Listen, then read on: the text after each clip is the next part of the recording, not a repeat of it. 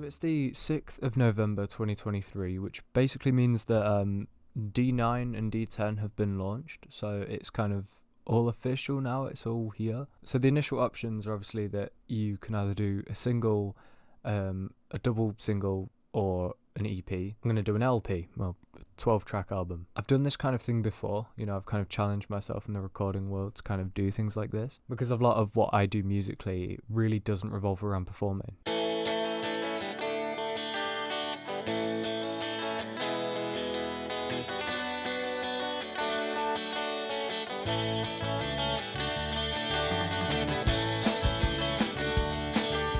So it's purely just kind of sitting in my room with a guitar and just experimenting around with like GarageBand and things like that. But this one's going to be like a proper professional attempt at an album, a studio album. And just to kind of wrap a bow around the whole thing, it's going to be complete with like a choir and an orchestra. And also, I'm going to be playing like pretty much all the instruments myself, except for anything, orchestra related, because I could not play a violin to save my life. But any guitar, bass, drums, vocals, well, lead vocals, and keys mainly. So that obviously includes like pianos, synths, that kind of thing. Those are all going to be me. And obviously the songwriting itself is done by me. The whole arrangement of the thing is me.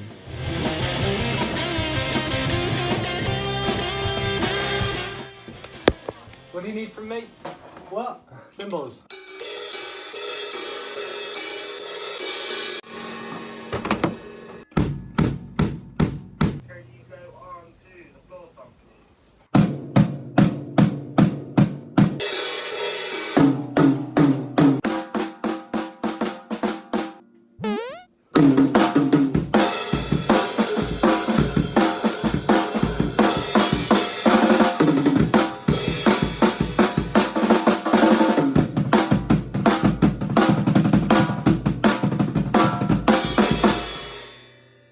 We're good. I'm ready. Ready? I am ready. We are go. Wait. Sorry to be annoying again. Hold on. Yeah, okay, ready. Literally as ready as I've ever been. Oh yeah. Oh yeah. Press record. Oh yeah. Oh yeah. Oh yeah. Things that I hear, tell me what's the big idea. Don't you know my soul needs healing? So yesterday I was down in London. I went over to Abbey Road basically for this talk called Abbey Road Amplify. It's kind of an event similar to Industry Week, but they get, people who are much more notable, I'll tell you that. James Ford, the producer, I listened to one of his talks. It was absolutely incredible. If you didn't know, he's like one of the world's biggest producers. He's worked with the Arctic Monkeys, he's worked with Depeche Mode, Blur, for God's sake. So it was really cool being down there, first off. So I was lucky enough to be sitting in Studio 2, listening to James Ford talk about how mixing works, how he approaches mixing, and a couple of the tips that he would have for younger producers and younger artists like myself. And me being the nerd I am, I took some notes. But these notes are from actual conversation with James Ford. Honestly, the things he was saying kind of blew my mind a bit, because obviously he's like a top producer. He has access to quite a lot of materials, a lot of the new technology. But one of the main things he said was that top end equipment really isn't all that. Sometimes you just get a much warmer edge by using older equipment. Like, we found that out pretty early on when doing demos in college anyway. It was really, really inspiring hearing somebody in the industry actually saying it. He was also saying kind of use what you can. I think that was interesting, because obviously as a younger artist, you would generally not have access to all that much stuff. So you do have to be a little bit more creative with the things that you do, which I think is much better actually than having all this top-end equipment available to you. But also, don't think too hard.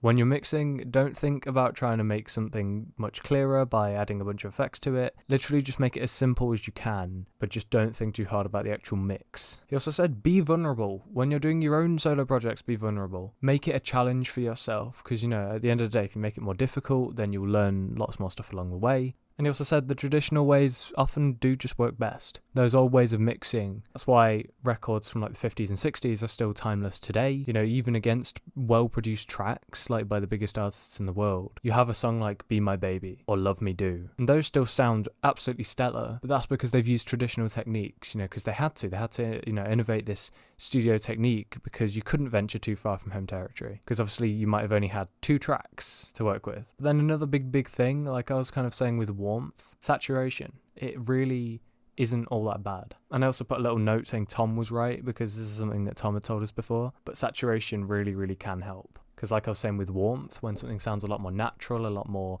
you know, a lot more comfortable, that's why it's called warmth. And yeah, just making things sound as comfortable for you as possible, you know, just something that you think you're going to have a lot of fun with. Just do what you think's right, you know, and have your fun with it. But ultimately, I think that was pretty much it. You know, it was really, really interesting talk. He was kind of separating out the stems for something that he'd been working on with Depeche Mode. So in conversation with James Ford, I've got quite a few new ideas for my album. Obviously, the main thing that I have in mind is home territory. This idea that, you know, doing what's comfortable for you and, you know, trying to make something that you're going to enjoy is easily the most important thing, because if you're not serving yourself, then you're serving no one. And it's more likely that you're just going to hate what you come up with, and, you know, you've got to love what you do. But he was a really, really awesome guy. It was awesome to meet and to talk to. And also his favourite Beatle is George Harrison.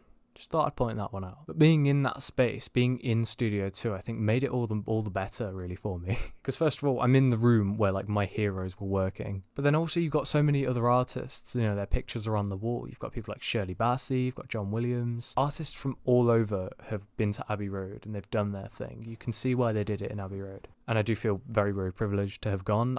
At the end of the day, I was invited along and the talk was absolutely incredible. James, as per the usual, was just brilliant. And now I feel really, really confident that I know what I'm doing with my album. Because talking to an actual producer and him saying, just do what you want to do, that's unlocked a whole new door for me. Now I'm no longer afraid of what people are going to think, because at the end of the day, one of the world's best producers told me just do what you want to do.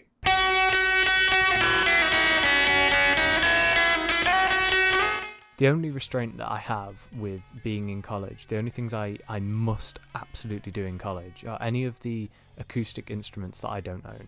Drums. I have an electric drum kit, that ain't going to make the cut. I've been told I'm allowed to use a live piano, or at least somebody's going to try and help me get over there. I've also got the orchestra and choir that I've got to record. The choir is less of a problem because where we rehearse for choir, it's this little room, it's a seminar room, but it's done in quite a good way. It's rather soundproofed, there's no real echo to the room, and I think if I was to set up a couple of condenser mics in that room, I'd be able to record the choir no problem. So all my recording will have to take place on Thursday, you know, things like the orchestra, having them in. I doubt I'm going to get any other studio time during the week, but if I do, of course, that's going to be brilliant, getting all the orchestra members in and just trying to record all their different parts. My plan is to kind of do it in bursts, you know. If like a violinist came in, for example, you know, ready to record some violin tracks, I'd pull up the sheet music for every single track that needed a violin and just try and get through as much as possible. Yeah.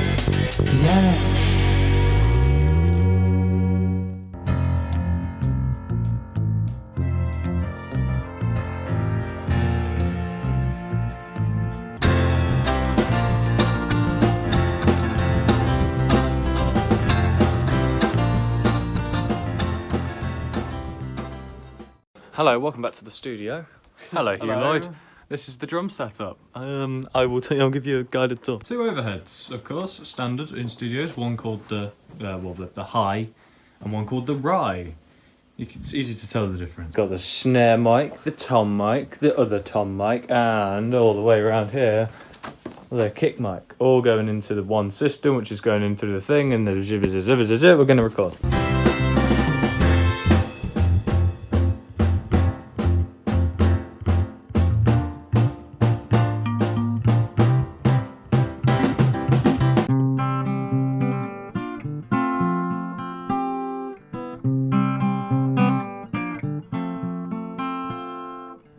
They say don't revel in nostalgia too much, but I think it's a good drug. For one, I like to forget the world and then remember the past. Hello, this is definitely one of the more upbeat numbers on the album. This is called Love Is a Feeling. I'm going to be doing the main riff guitar, I think. I'm not sure how much energy I'm going to be able to put into this, but we're going to give it a go. We do have the official drums, we don't have anything else on the track, so it's literally just me on the guitar and me on the drums. This is it, the main riff is kind of...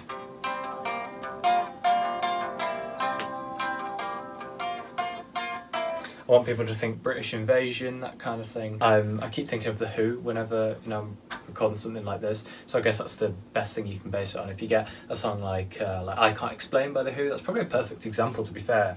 It's like... using those really, really high up bar chords. It's the same sort of thing. But yeah, I'm going to give it a go. Hope you like the sound of it, and here we go.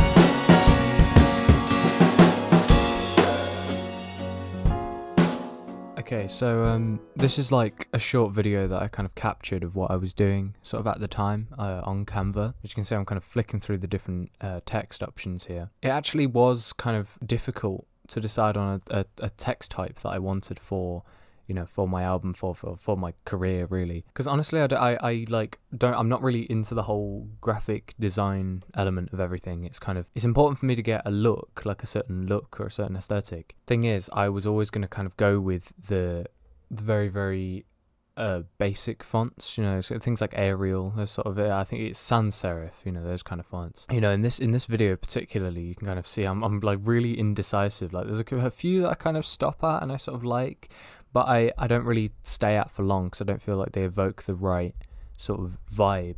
Now this was the font I actually stopped on, and I was sort of just like, oh, okay, this could actually evoke the right feelings here, because it's kind of it's standard in the sense that it's very bold and very kind of there, but obviously it's not a sans serif because it's got those little serify bits on it. But it's also it's got that 3D element to it, which I really liked, sort of a bit more blocky, a bit more systematic, Then of course I sort of transferred that to the logo in the end. And then I noticed that shape. That was in like the gallery of like automatic shapes. And I thought, wait, that's perfect. That's exactly what I need. The thing I've been struggling with creating this logo was getting that shape. So if you don't know, on the penny farthing, which I've kind of shown off already, is that like the penny farthing, it has that bicycle wheel. Thing is, that's really hard to make. Surprisingly, I thought it'd be just a case of sticking a load of sticks on the edge of a circle, but it ended up not working that well, like when I did it in college. Thing is, here, this was the first time I'd actually found something that exactly replicated what I needed, and I was just like, this is perfect, this is brilliant, I love it. Then obviously I was kind of struggling to make the circle, that I'd inserted on top of it. I was struggling to make it into like one, like a rounded circle with no area. And here, of course, you can see me being really, really unfamiliar with Canva. There we go. There, that's when that's when I worked it out. And I was like, maybe I need this to be a little less thick. So let's change the thickness. So that's what I ended up doing. I was sort of just like messing around with the shapes. I was sort of being like, yeah, this is actually starting to work out. So then I realized, okay, now I need to do the hard bit, which is to kind of do an angled line, like a freehand angled line, to sort of create the entire shape. I'd worked out how to do the draw tool. You can see I had quite some good fun with the thickness tool here. Yep, way too thin, right? And then I sort of just went, well, let's just up the weight. And that just did not work at all. As much as I like struggled to use Canva, it was actually like really, really quite easy to pick up in the end. I was sort of just like in my element looking for different things. I think it just took that extra little leap to actually do this on Canva. What pushed me to do it at first was literally just by looking online. I was searching for like Logo Maker and stuff, and I realized we'd already done things with Canva in college, and I'd sort of avoided it since doing it in college because I really didn't enjoy using it that much. I just thought it was really, really hard to use. I think at the time there were only a limited amount of designs on it as well, so you could literally do like a circle, a square, and maybe a couple of other different shapes. But I wasn't finding the exact shape I needed, and I think the difficult part about my logo was literally just the wheels, because that's a very specific shape. Also, I couldn't find a draw tool at the time either, but then when I seemed to log in, and do it here, that's when it actually started to work. As you can see here, this is when I get kind of the seats, the handlebars, and whatever middle one is. It kind of looks like a bonsai tree, now that I think about it, but I think I was just trying to get the basic shape, like the absolute basic shape of a penny farthing. But you can see here, I was just kind of going for it, and it actually worked really, really well. Okay, so here's where so I duplicated the same shape. I just couldn't be bothered to go through the shape making again. Plus, it's literally an identical wheel, but smaller. I just want you to notice here my pure joy. Like, you can see me laughing here and then quickly covering my face. Like, the amount of times it's taken me to get this right, this actual logo right, is just beyond me. But anyway, I was super happy to get it, and yeah, that's it. But yeah, apart from that, that's literally it. So that's the logo, like, created with Canva in about 10 minutes.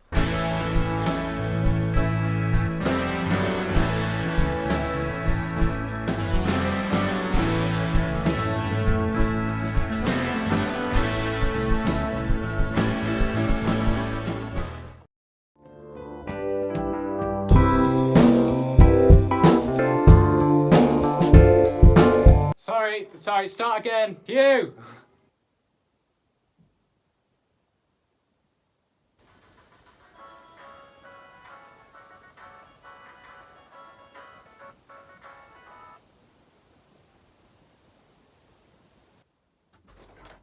Just realised this has been recording for the whole time. Beautiful. I'm ready! Yes! Okay, I'm ready when you are.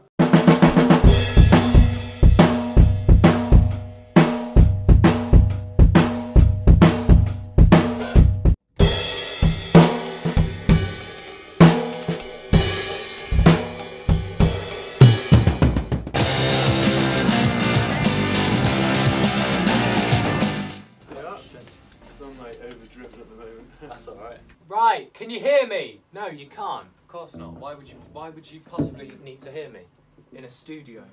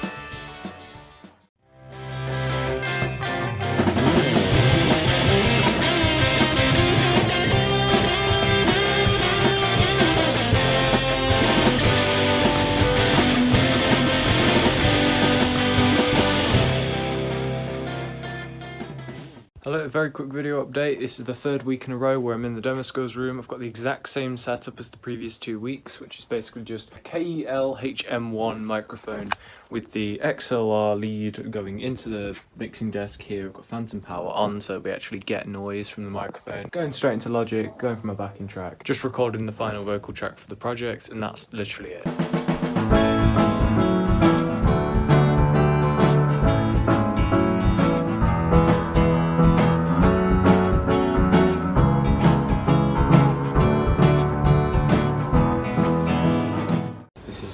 St. Paul's. This is the church I've decided to come to record on the piano. There's my microphone, which is on the stand, connected to this chair, connected to a MacBook. Effectively, I've just gone as rough and ready as possible.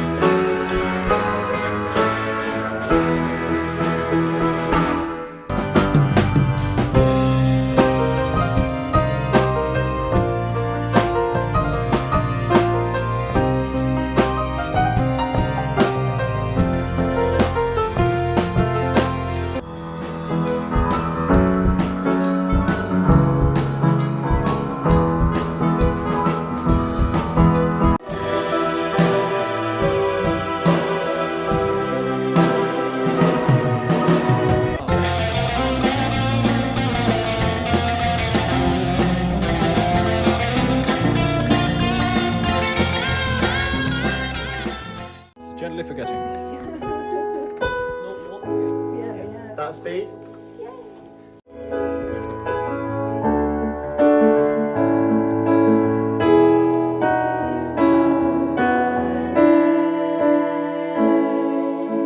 Other than coming in, we're alright, yeah? Okay, so we get this.